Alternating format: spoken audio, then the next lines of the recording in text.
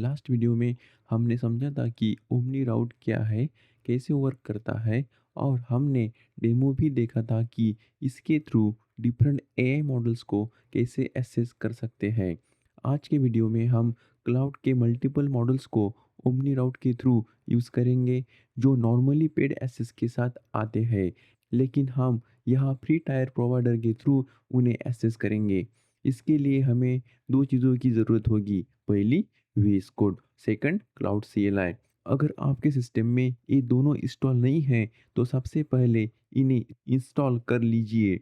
VS code के लिए आप ऑफिशियल वेबसाइट पर जाकर डाउनलोड कर सकते हैं और क्लाउड सीएलआई इंस्टॉल करने के लिए कमांड प्रॉम्प्ट ओपन करके स्क्रीन पर दिए गए कमांड रन करना है। कमांड एंटर करते ही क्लाउड सीएलआई इंस्टॉल हो जाएगा। अब चलिए सेटअप स्टार्ट करते हैं। सबसे पहले हमें ओमनी राउट स्टार्ट करना है। इसके लिए कमांड प्रॉम्प्ट ओपन करेंगे, ओमनी राउट टाइप करेंगे और एंटर प्रेस करेंगे। ओमनी राउट स्टार्ट हो जाएगा। अब ब्राउज़र में ये एड्रेस ओपन करेंगे, local host colon 20128 forward slash home, और ये हमें ओमनी राउट के इंटरफेस पर रीडायरेक्ट कर देगा। यानी अब हमारा omni route up and running है। होम पेज पर हमें सेटअप के स्टेप्स दिखाई देते हैं। हमें बेसिकली 3 स्टेप कंप्लीट करने हैं। पहला स्टेप्स एपीआई की क्रिएट करना है, सेकंड स्टेप प्रोवाइडर को कनेक्ट करना है और थर्ड स्टेप अपनी आईडी में ओमनी राउट को कॉन्फ़िगर करना है। सिंपल फ्लो में आईडीई ओमनी राउट को कनेक्ट करेगा, ओमनी राउट प्रोवाइडर को और प्रोवाइडर मॉडल्स को। तो हमारी आईडी से रिक्वेस्ट ओमनी राउट को सेंड होगी और ओमनी राउट उस रिक्वेस्ट को कॉन्फ़िगर्ड प्रोवाइडर और मॉडल तक राउट करेगा। तो चलिए फर्स्ट स्टेप स्टार्ट करते हैं, एपीआई की क्रिएट करना। तो अब एपीआई की क्रिएट करते हैं। हम एपीआई कीज़ पर क्लिक करेंगे। राइट हैंड साइड में क्रिएट एपीआई की का ऑप्शन दिखाई देगा, उस पर क्लिक करना है। एक पॉपअप विंडो ओपन होगी। यहाँ हमें एपीआई की का नाम देना है। मैं अपनी एपीआई की का नाम देता हूँ क्लाउड एपीआई की। अब क्रिएट एपीआई की बटन पर क्लिक करते हैं। एपीआई की क्रिएट हो जाएगी। हमें इस की वैल्यू कॉपी करनी है। मैं इसे टेम्पररी नोटपैड में सेव करता हूँ क्योंकि हमें ए की बाद में कॉन्फ़िगरेशन में यूज़ करनी होगी। एपीआई की रेडी है। अब चलते हैं सेकंड स्टेप पर, प्रोवाइडर कनेक्ट करना। अब हमें प्रोवाइडर कनेक्ट करना है जो हमें एआई मॉडल्स प्रोवाइड करेंगे। डेमो के लिए हम कीरो एआई प्रोवाइडर चूज़ करते हैं।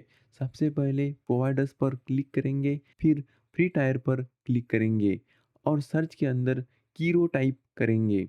हमें कीरो एआई दिखाई देगा, उस पर क्लिक करेंगे। कीरो एआई का पेज ओपन हो जाएगा। सबसे पहले हमें कीरो को कनेक्ट करना है। इसके लिए ऐड कनेक्शन पर क्लिक करेंगे। क्लिक करते ही एक विंडो ओपन होगी। यहाँ लॉगिन विद जीमेल सिलेक्ट करना है और ऑथेंटिकेशन कंप्लीट करना है। ऑथेंटिकेशन के बाद कीरो कनेक्ट हो जाएगा। अब यहाँ हम अवेलेबल मॉडल देख सकते हैं। अब हम इन मॉडल को टेस्ट करते हैं। अब हम टेस्ट करते हैं कि कितने मॉडल्स अवेलेबल है। इसके लिए टेस्ट पर क्लिक करना है। टेस्टिंग स्टार्ट हो जाएगी और यहाँ हम देख सकते हैं कि क्लाउड और दीपसीक के अलावा भी और मॉडल्स अवेलेबल हैं, लेकिन मैं यहाँ सिर्फ किसी एक मॉडल के साथ कनेक्ट नहीं होना चाहता।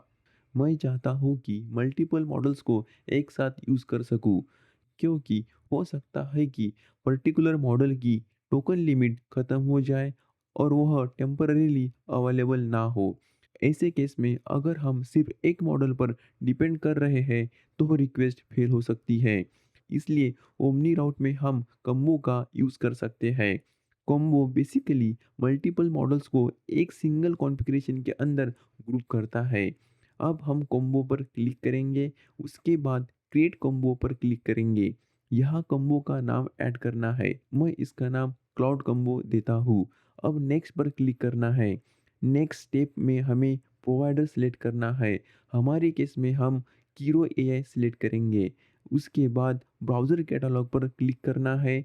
यहाँ हम कीरो एआई के अवेलेबल मॉडल्स देख सकते हैं। हमें अपने रिक्वायर्ड मॉडल सेलेक्ट करना है और डन पर क्लिक करना है। अब हमें सारे सिलेक्टेड मॉडल्स यहाँ दिखाई दे रहे हैं। उसके बाद नेक्स्ट पर क्लिक करना है। अब हमें राउटिंग स्ट्रैटेजी सिलेक्ट करनी है। डिफ़ॉल्ट राउटिंग स्ट्रैटेजी प्रायोरिटी होती है।